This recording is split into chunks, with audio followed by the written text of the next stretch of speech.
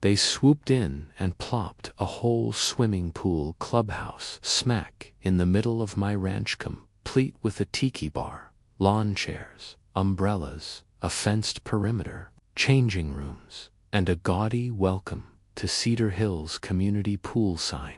All while I was gone for just 3 weeks. I'd headed off to a cattle auction in Wyoming, convinced everything was safe back home, with someone tending to my animals and irrigation. The far south end of the property sat idle all summer, so it never crossed my mind to worry. But as I rolled back onto my land, following the dusty path toward the fence line, I froze. Music thumped through the air. Teenagers cannonballed into a sparkling new pool. Adults fired up grills under a shady cabana, and an HOA members-only banner flapped mockingly above the gate. I slammed my brakes, my truck skidding to a halt, and just stared, dumbfounded. They'd built a pool, a clubhouse, in my land. Then a guy in a white polo and sunglasses waved me off like a trespasser, shouting, "Hey, this is private property. HOA access only." Rage nearly knocked me out cold. This was my land, the deed in my name. How dare they waltz in and slap a community center on it? But then I spotted the sign bolted to the fence. Public use, Cedar Hills, HOA Extended Commons. Approved by Board 6 and Nero. Approved by what board? I don't even live in the Cedar Hills. HOA never signed up, and my ranch isn't part of their turf. Yet somehow they'd claimed it as theirs, and the kicker, I hadn't even reached the house to see what other chaos awaited. Before I spill what I found at the main barn, let's rewind my names. Daniel Morgan, a 52-year-old proud Texan who's called this land home for over 20 years, alongside my late wife, Marlene, who bought this ranch with me when. Which city of the United States are you watching from? Drop a comment and share with us if you have any confrontation with the HOA. Will narrate your story on our channel.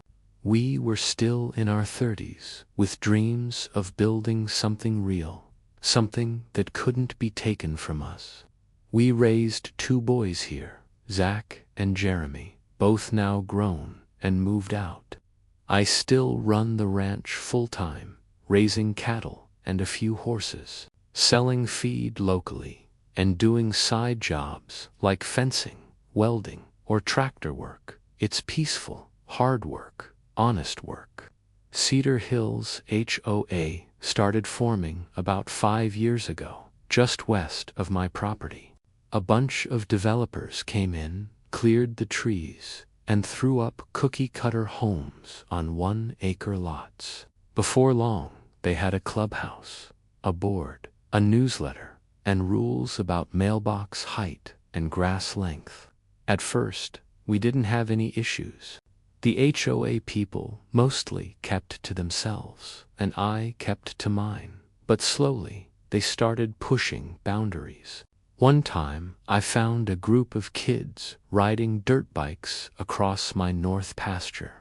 Another time, someone set up a bounce house near my back fence for an HOA birthday party. I'd politely ask the parents to move it, and they acted like I was the one trespassing. Still, I tried to be neighborly. I knew not everyone grew up around property lines or fences or ranching life, so I let small things slide. That was my mistake. A few months ago, a new HOA president was elected, Christine Blakely. She was one of those overly polished clipboard-toting women with a voice that sounded like sugar and vinegar mixed together. Always wore beige, always had something to complain about. She knocked on my door one day, said the HOA was looking to beautify the extended commons and create more accessible leisure space for community families. I told her politely that my land wasn't part of Cedar Hills, that the HOA had no jurisdiction over my ranch, that the property lines were legally defined. She smiled and handed me a manila envelope, saying, "We'll take that into consideration." I tossed the envelope on the counter and forgot about it, didn't open it. I had calves to feed and irrigation systems to fix. Weeks later, I left for the Wyoming auction. I checked in with my ranch hand, Jesse, once every few days. He said all was fine. Cows were fed. Hay was stacked. Nothing seemed out of place. But now, standing at the south field, watching a mother in yoga pants hand out popsicles to kids in a pool on my land, I knew something had gone very wrong. I drove back up the ranch road, my tires kicking up dust. I was shaking with anger. I didn't even want to believe what I was seeing. When I reached my house and walked inside, everything looked normal, quiet, peaceful, until I stepped into the kitchen. Papers were scattered all over the counter. My mailbox had clearly been stuffed and overflowed. The manila envelope Christine gave me was open. Inside was a copy of a land use easement agreement supposedly signed by me, except I had never signed it. It looked like someone had forged my name. There were also HOA board minutes claiming unanimous approval to extend public community property into adjacent unused pasture land. They called my land unused. I stormed out of the house and drove straight to the back barn. That's when I noticed something new. A large wooden structure, painted white and blue, was built just beyond the edge of my tool shed. It had a huge sign in front: Cedar Hills Pool Clubhouse, grand opening this Saturday. My jaw dropped. Signs pointing toward parking zones, right where my hay bales used to sit.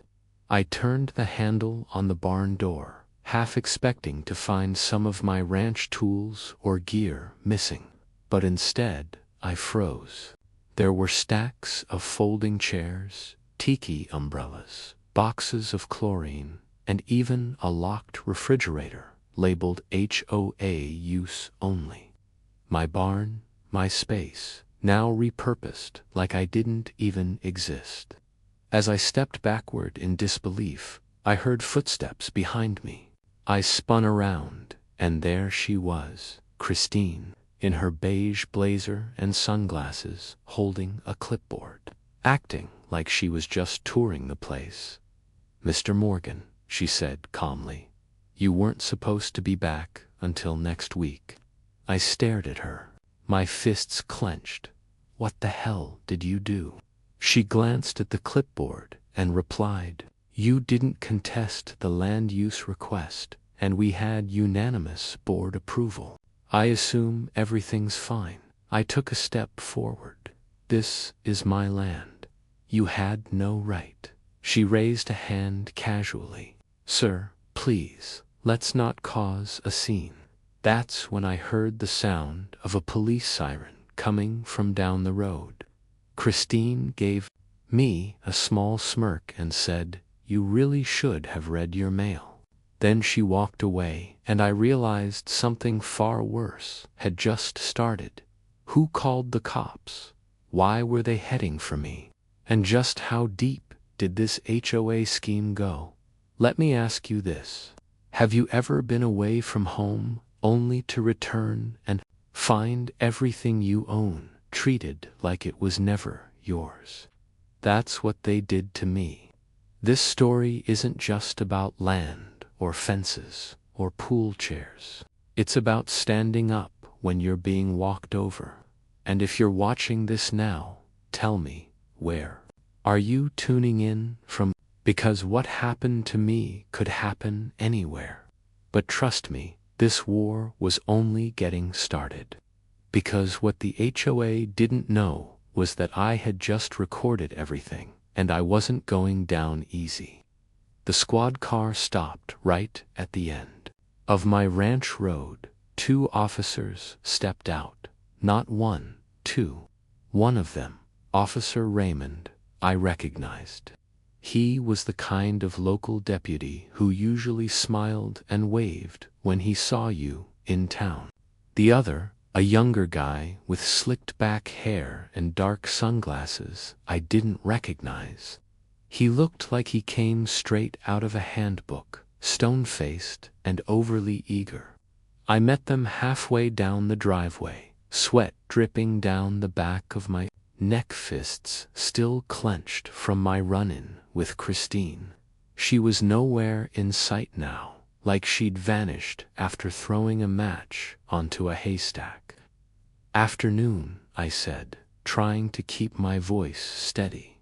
"Can I help you, officers?" Raymond looked uneasy. "Got a call about a trespassing report?" I blinked. "Trespassing on my own land." The young officer stepped in. "Sir, are you Daniel Morgan?" "Yes. We've received a formal complaint from the Cedar Hills Homeowners Association about you entering their private property and threatening one of their board members." Raymond cut in quietly. "Christine Blakely." I laughed out loud. It wasn't funny, but what else could I do? "You've got to be kidding me." The young officer's hand drifted toward his belt. I raised my voice. "She built a clubhouse in a pool on my ranch, my private property. I have the title deed inside. I've lived here for 20 years. That land never belonged to Cedar Hills, and it never will." Raymond looked at the younger officer and, to his credit, held up a hand to pause things.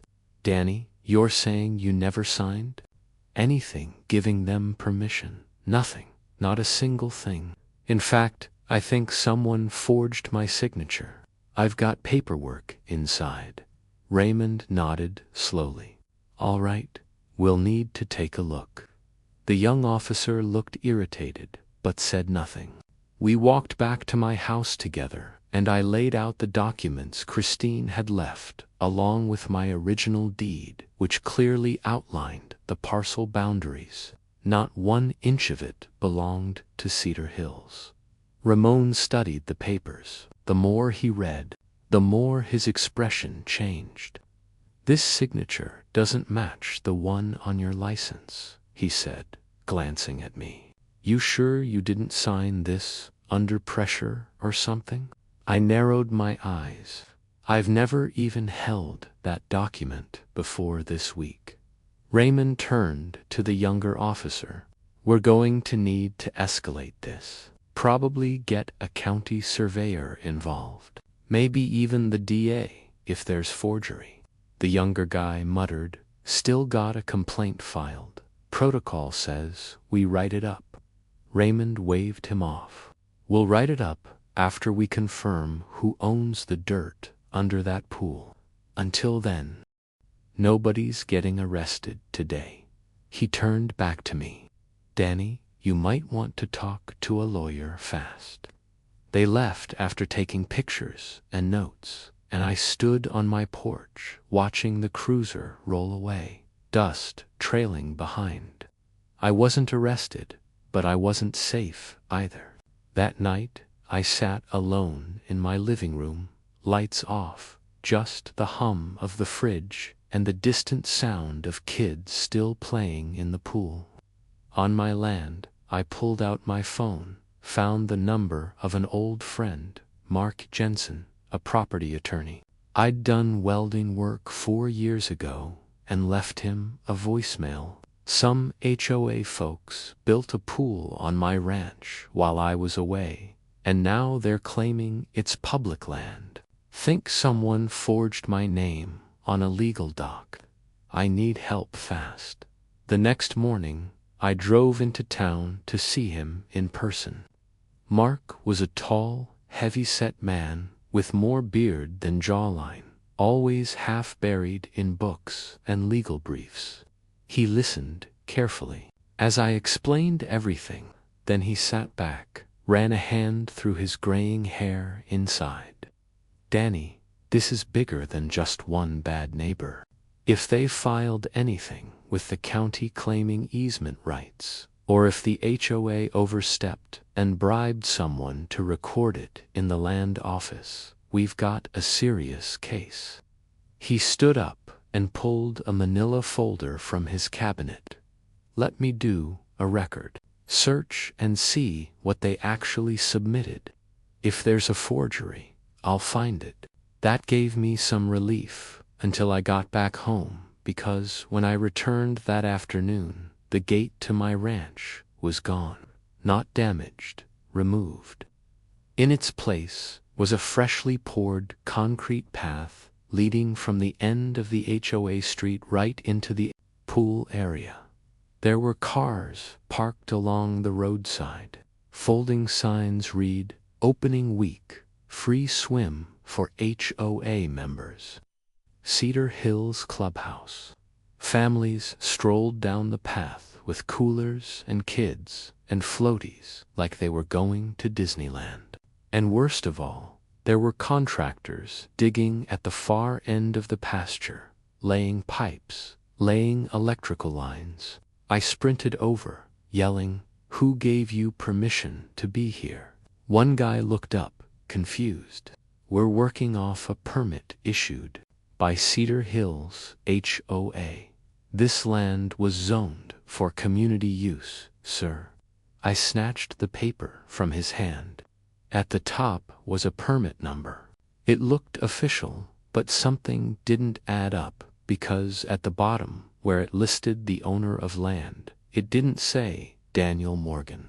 It said owner, Cedar Hills Community Board, District 5 Extension. I couldn't breathe. My land had somehow been reassigned. And in that moment, I knew this wasn't just about a pool. This was about stealing my entire ranch. But before I could even process it, I heard a loud pop, then a sizzle. The men digging the trench started yelling. One of them screamed, "Shut it down, shut it down." Smoke poured from the ground. Someone had hit an underground power cable that ran from my original barn to the livestock pen. The trench caught fire, and as smoke rose high into the air, the smell of burning plastic and dry grass filled the sky. All I could think was, this was war, and I had just seen the first explosion. The fire spread fast. It licked across the dry grass near the trench, then crawled toward the edge of the clubhouse fence line like a living creature. One of the contractors ran for a fire extinguisher, while another started yelling into his walkie-talkie. Kids screamed. People grabbed their towels and ran from the pool. From the hilltop near my house, I could see it all unfold, and my gut twisted into knots. I sprinted to the hose by the side of the barn and turned it on full blast, dragging it through the dirt toward the flame line, but it was too far and too late. A patch of grass exploded into a curtain of orange. The men had no clue what they dug into.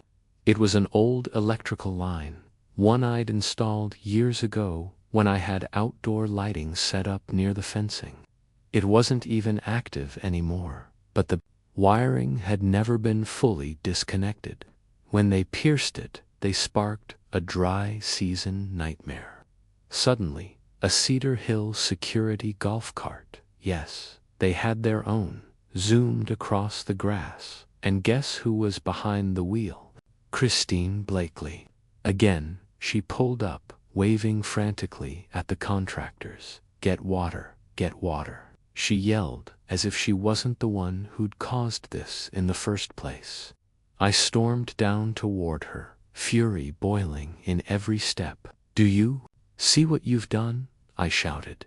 "You trespassed, you forged documents, and now you've started a fire on my land." She had the nerve to look offended. "Sir, lower your voice. We had no idea there were live wires underground. This was a mistake made by the crew, not the HOA. A mistake. You removed my gate, forged my name, built on land you don't own, and now you're starting fires. You think this is just a mistake?" Her lips pursed. She turned to one of the contractors and barked, "Call the fire department." I was already one step ahead. I dialed them the moment the smoke started. The fire department arrived in under 10 minutes. They put it out before it reached the barn, but a whole section of my grass was charred and some of my fencing was scorched. And even with that mess still smoldering behind us, Christine had the audacity to walk over to the fire captain and say, "We'll make sure the HOA pays for the repairs on its side." Its side. That was the final straw. I stepped forward and handed the fire captain the documents I had. My deed, my map, and the printed fake permit they'd given the contractors. "This entire structure was built illegally," I said firmly. "This woman is claiming HOA rights over private ranch land that's never been part of Cedar Hills." He nodded slowly. "You need the county involved, sir." That night, I went back to Mark, my lawyer friend, and dropped the scorched fake permit on his desk. He stared at it, rubbed his forehead, and said, "Danny, they filed something. I checked the county records today. There's a document registered 2 weeks ago. A community easement agreement on a section of your land. But I didn't sign anything." "Exactly, and get this. It was notarized in your name, but the notary stamp belongs to someone who works for Cedar Hills Board. Her name is Wendy Gilchrist. I did some digging. She's Christine's cousin." I slumped into the chair across from him. "So, what do we do now?" Mark leaned forward. "We file a property claim dispute with the county. We demand a full investigation into forgery and illegal development. We pull your ranch records from every angle and hit them with a cease and desist." My head was pounding. "And if they ignore it?" He gave me a cold, hard stare. "Then we sue the HOA and every board member personally." It felt good to have a plan, but I also knew these HOA people didn't play fair. They didn't ask permission. They acted first and covered their tracks later. Sure enough, 2 days later, I woke up to the sound of jackhammers. I threw on jeans and boots, bolted out the door, and nearly tripped over fresh cones laid across my dirt driveway. City contractors were digging right through my entrance road. A short, round man in an orange vest waved me off. "Morning. We're here to finish the walkway extension. Shouldn't take more than a day or two. Who sent you?" "Cedar Hills Community Development Office." I called Mark immediately. "They're paving a sidewalk through my ranch, Mark. They're treating this like public land." His voice was calm but sharp. "I already sent the cease and desist. The moment they pour concrete on private property. After that, we have grounds for emergency injunction." I hung up and stormed toward the workers. "Stop what you're doing right now. You're trespassing. I've got legal counsel on this. Keep digging, and you'll be sued personally." They paused. Then the foreman picked up his phone while they stood waiting. I climbed into my pickup truck and drove around to the back of the ranch.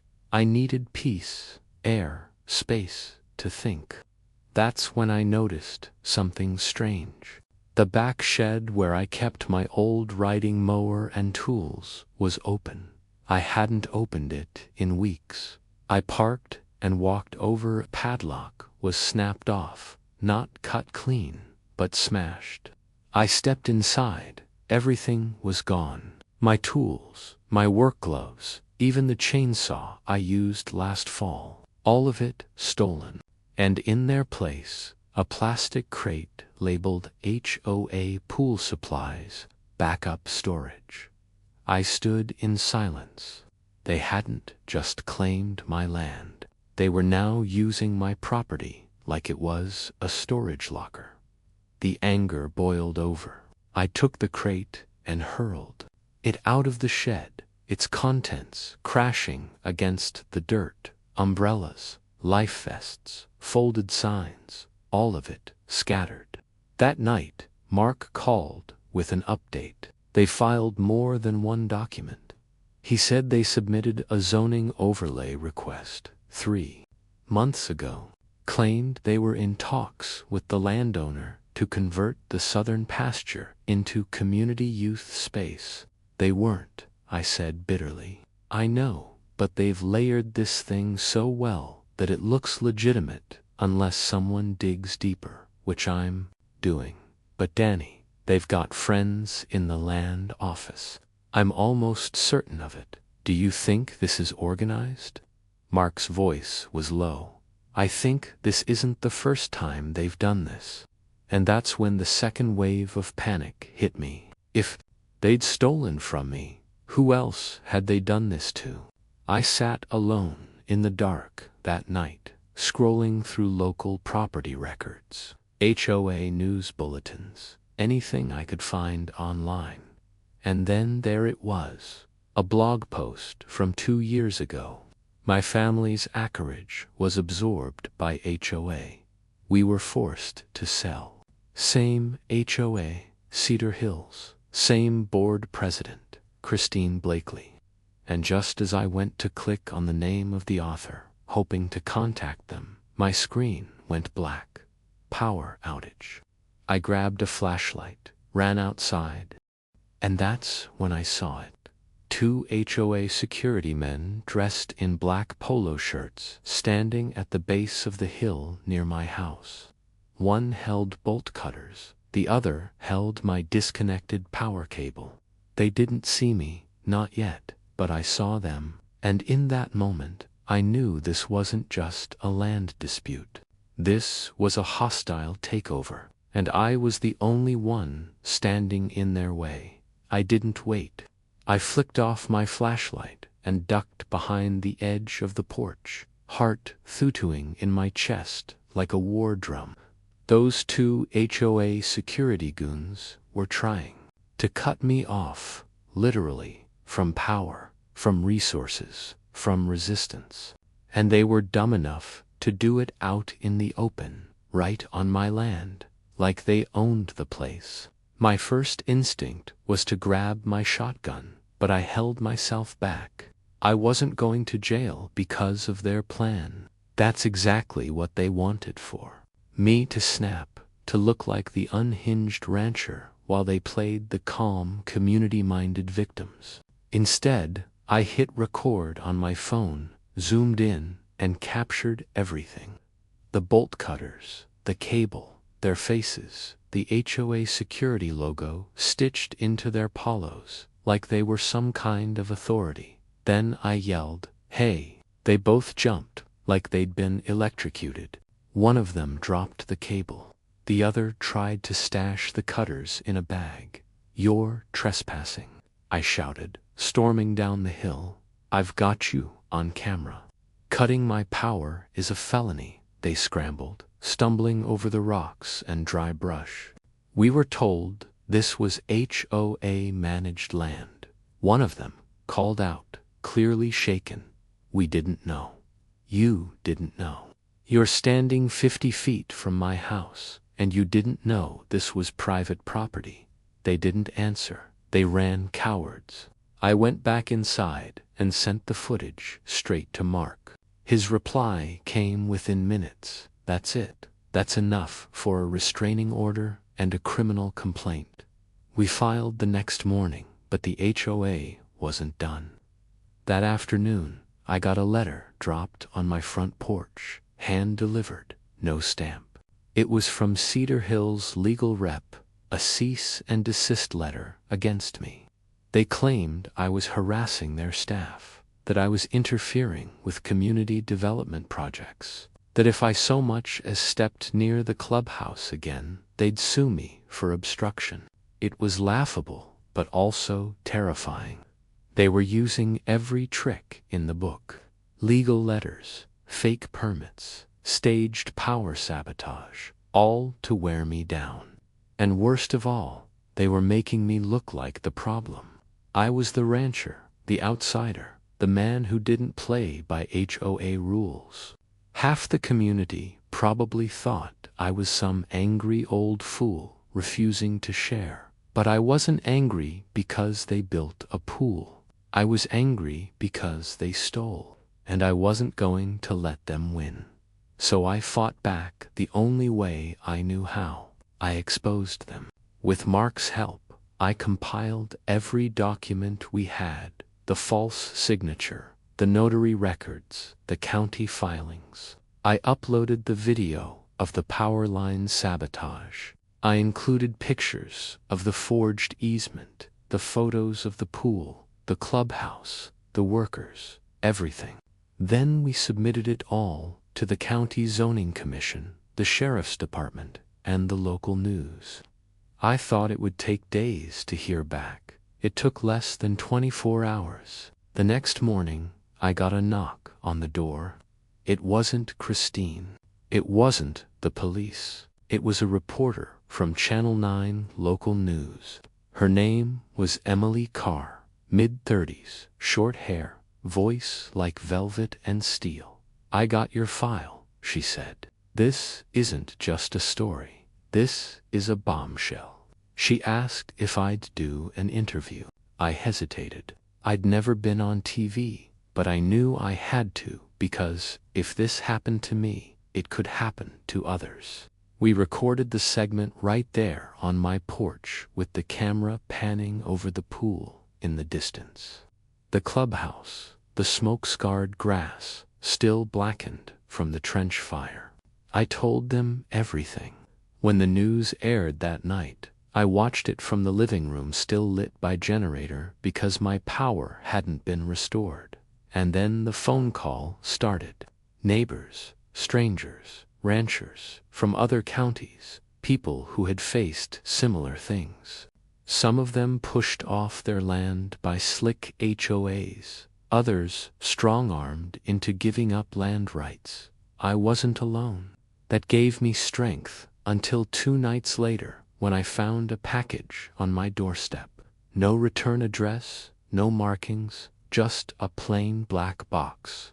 Inside, a dead rattlesnake, coiled, preserved in a bag, and taped to the lid. An HOA meeting invitation, special closed session, property negotiations, Cedar Hills boardroom.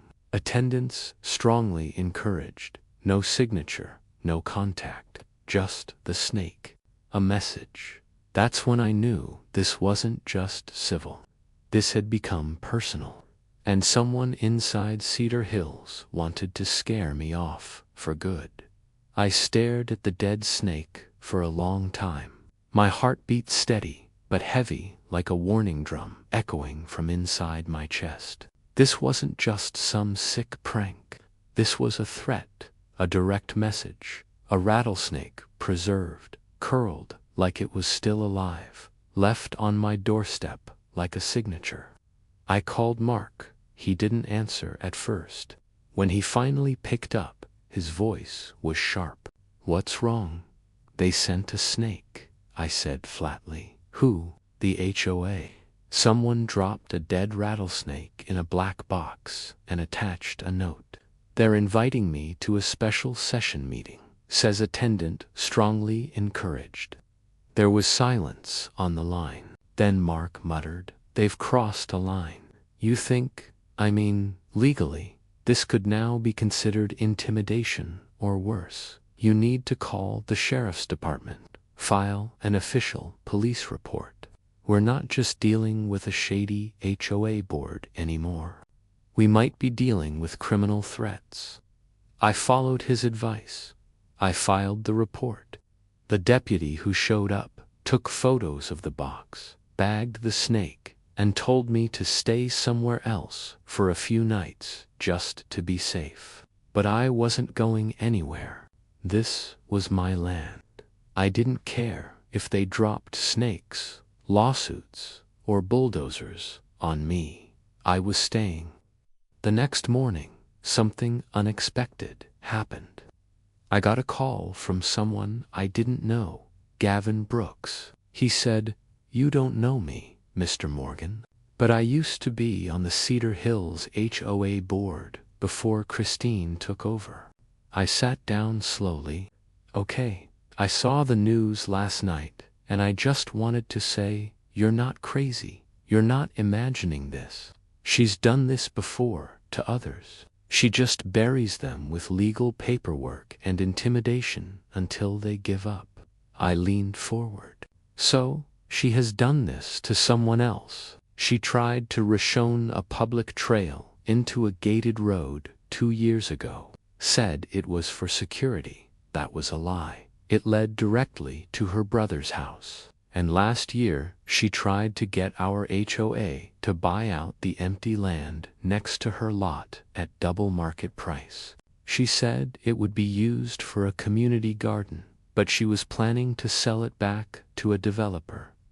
My stomach turned. He kept talking. "She has friends on the zoning committee, the permitting office, even the notary that stamped that document. I've met her. She's not a real notary. Or she wasn't back then." "Why are you telling me this?" "Because you're the first person who actually stood up to her." "I didn't, and I regret it every day." He gave me his number, said I could call any time. And that's when something shifted in me. I realized I was no longer alone. There were others, people who were afraid, people who were silenced. But if I could bring their stories together, I could show this wasn't a one-time thing. This was patterned abuse. So I started collecting them. Emails, calls, testimonies. Mark helped me organize it all into a formal complaint to the state attorney general's office. And just as we were wrapping it up, a black SUV pulled into my ranch driveway. 2 men stepped out. Black suits, dark sunglasses, not cops, but clean to clean. They didn't introduce themselves. The older one stepped forward and said, "Mr. Morgan, we're here on behalf of the Cedar Hills Development Council. We'd like to offer a financial settlement." I blinked. "Excuse me?" "We understand there's been a misunderstanding with the community expansion. Our client would like to resolve this without further legal involvement." I folded my arms. "What's the offer?" $750,000, he said, "for the South Pasture and Clubhouse zone. You retain your main residence, North Pastures, and full house rights. In exchange, you agree not to pursue legal action." I laughed, cold and bitter. "You want to buy me off. This offer is only good for the next 48 hours.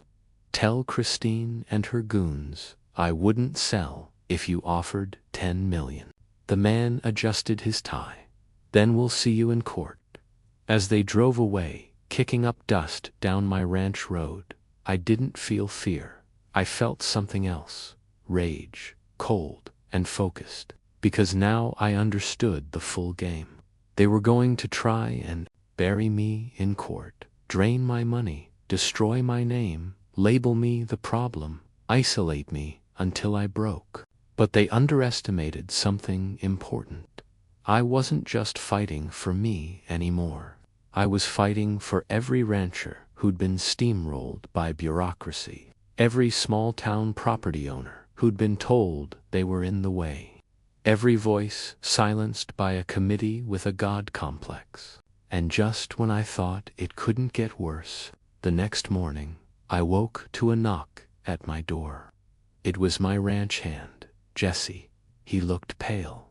"Boss, you need to come see this." He led me down to the lower field where my cows were. Only they weren't. The gates were open. The fencing had been cut, and every single one of my cattle was gone, just hoofprints in the dirt, and a small laminated sign zip-tied to the fence. All livestock must be cleared from common use areas immediately per HOA Ordinance 12C. No signature, no warning, just another silent act of war.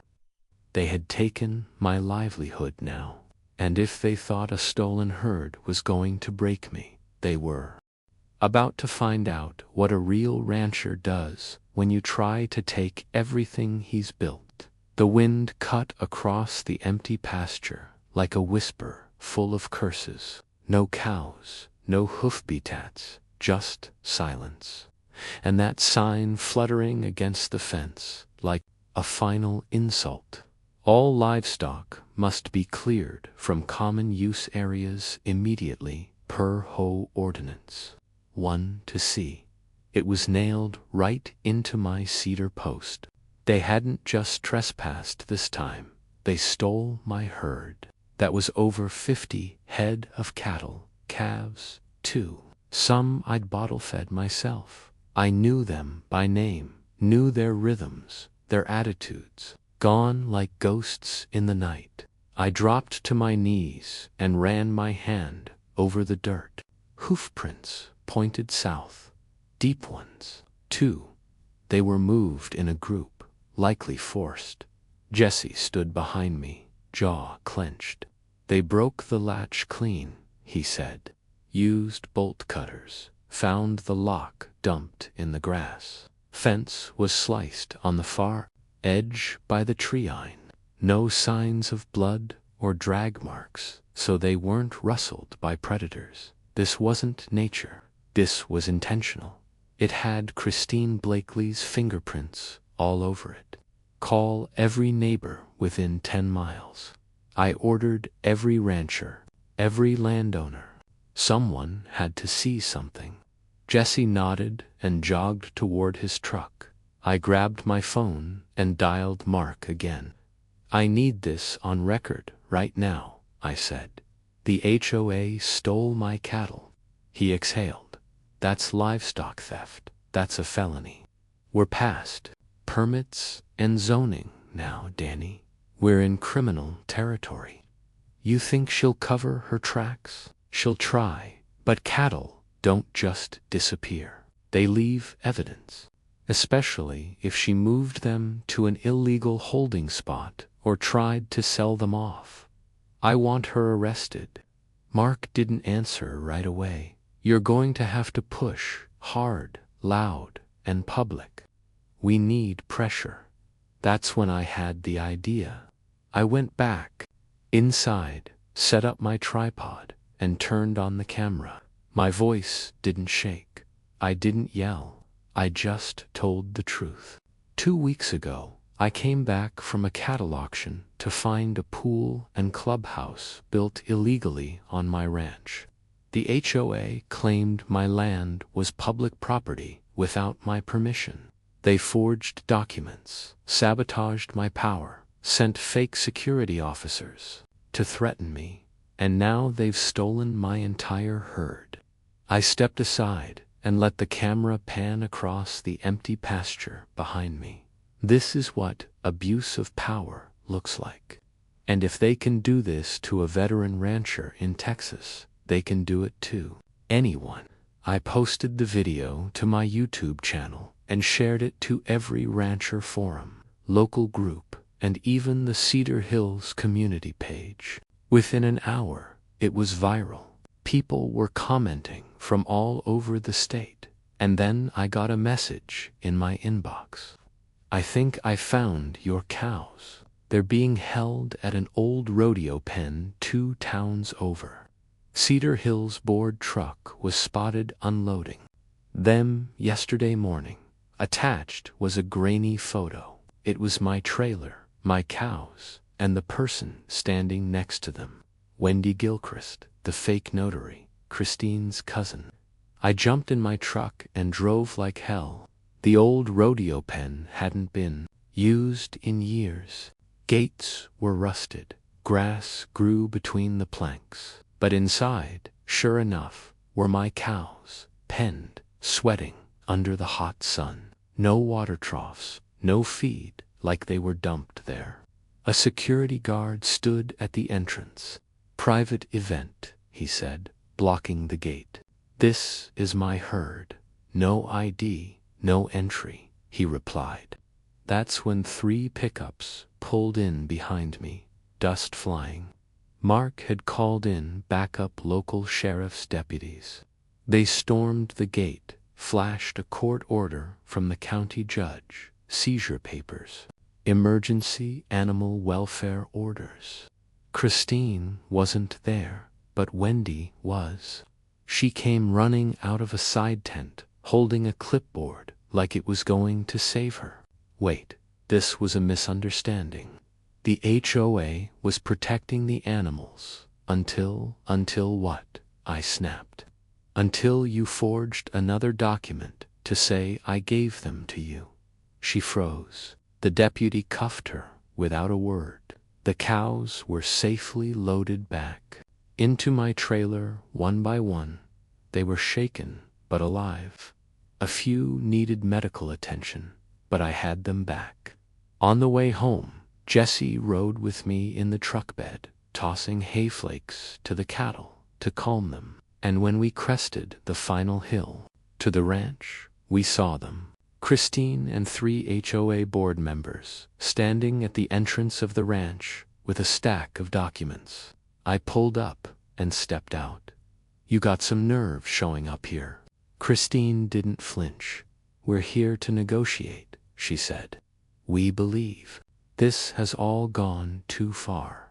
I stared at her. "You believe this went too far?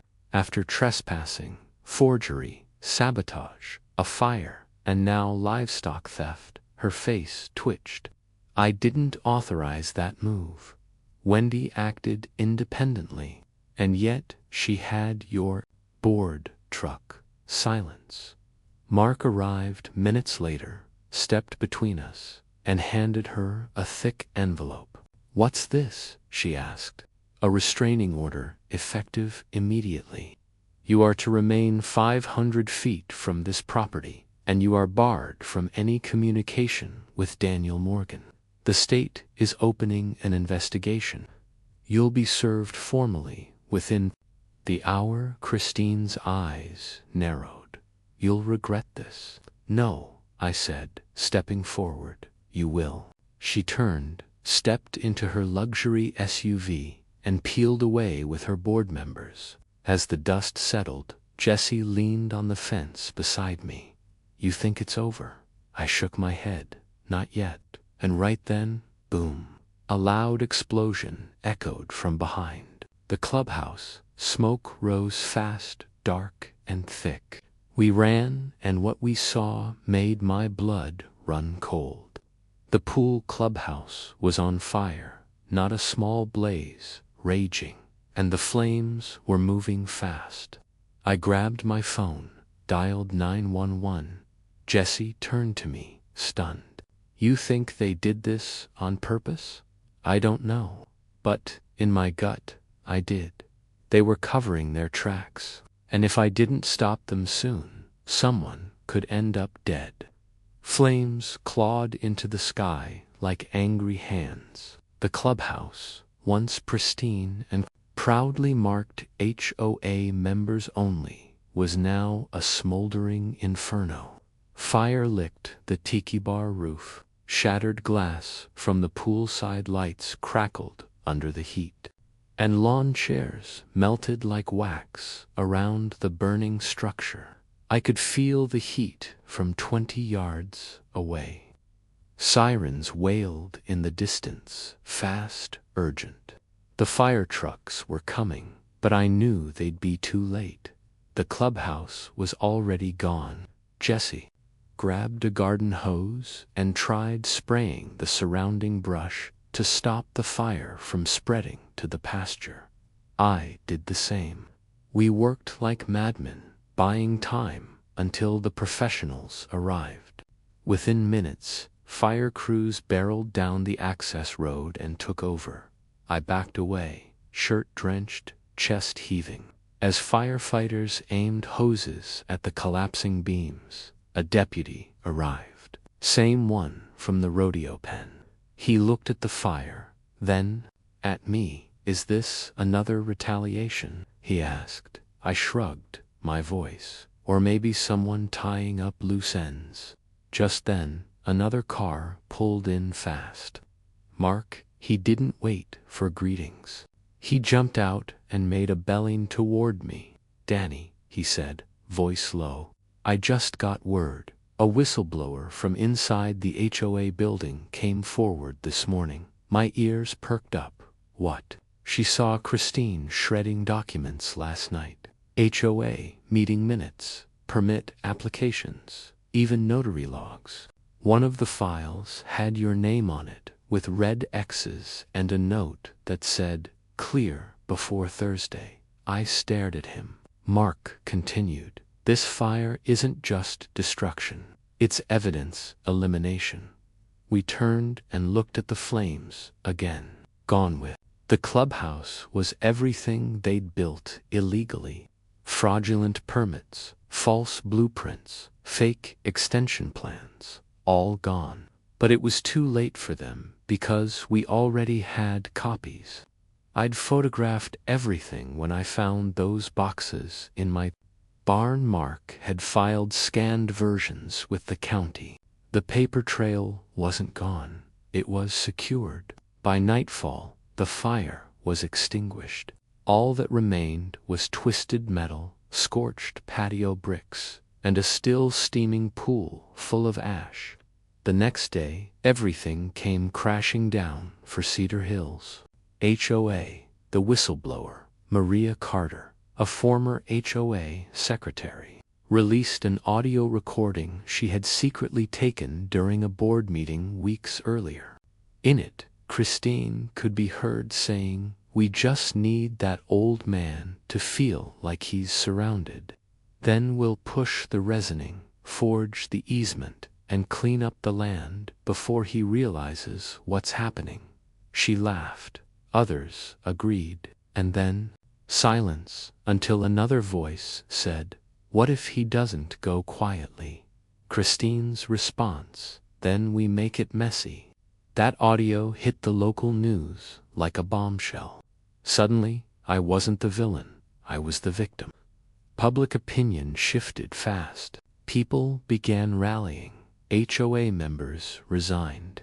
The zoning office launched a full internal review. And Christine Blakely, she was arrested, along with her cousin Wendy, the phony notary, and 2 other board members involved in the forged filings. And livestock theft, the charges, criminal trespass, forgery, fraudulent zoning filings, animal cruelty, racketeering, evidence, tampering, attempted land theft. They were all facing serious time. The entire HOA board was disbanded by court order. And as for me, I stood on my porch a month later, watching the morning sun rise over my untouched fields. Coffee in hand, boots in the dirt. The clubhouse was gone. The pool was gone. The HOA was gone. The ranch was mine again. But it wasn't just about land. It was about justice. It was about saying no loudly when people tried to rewrite reality. With money and power, it was about defending the small guy. And it was about reminding the world that you don't mess with a soldier who knows how to fight back, especially not on his home turf. To everyone watching, tell me, where are you tuning in from? And if you've ever dealt with an HOA that pushed too far, I want you to comment below. Not on my land because they thought they could silence me. But now they're the ones without a voice.